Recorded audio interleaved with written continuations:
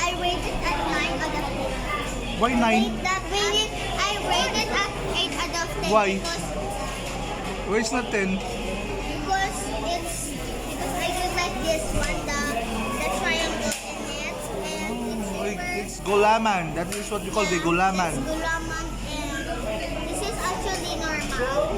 Oh, you also normal, just only for juice. And this is so sweet. No, sweet. No, it's not sweet. It's sweet. How about and it's Ira? normal. Syra, how do you rate the sago gulaman?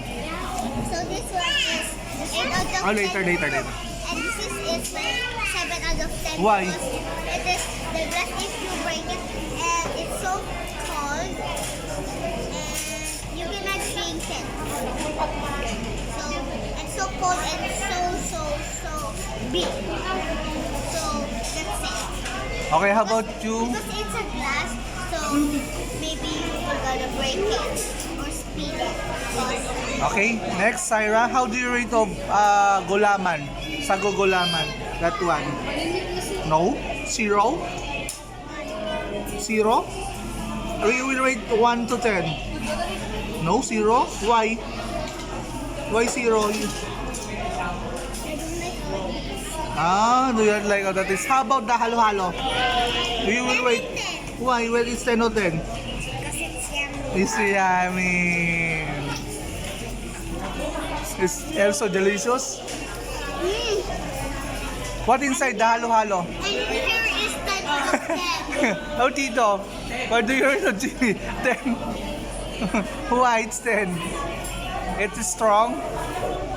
Strong spicy? Guys, so we were gonna go somewhere else first. How about ate? How do you rate of halo-halo? I don't know because his stomach is full. So we were gonna go somewhere, and I was gonna video it, and we were gonna share my mom in this because I'm only 7 years old kid. Okay, you give no to your mama So if you're done. wait.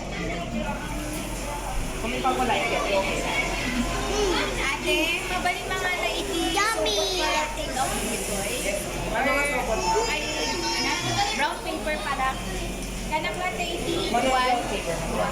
Thank you. Brown paper. It's good, na? For bada Okay. and for bada, for patty, for baki. Oh, delicious. What inside of your halo-halo? What inside of the And halo-halo? there's many ingredients in it. The inside of Okay, the side of halo-halo.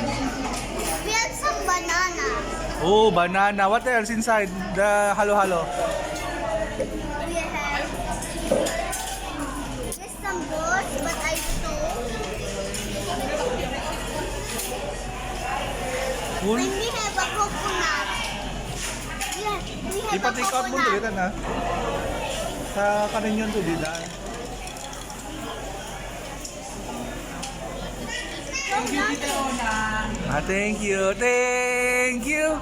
Thank you.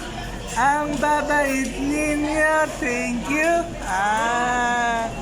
Say thank you, Tito Jeremy. Ay, Tito Rona and Jeremy. Or Tito Rona.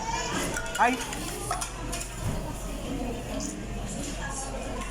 Okay, say vlog na. Correct. Bye-bye, vlog. I will gonna video in the next one.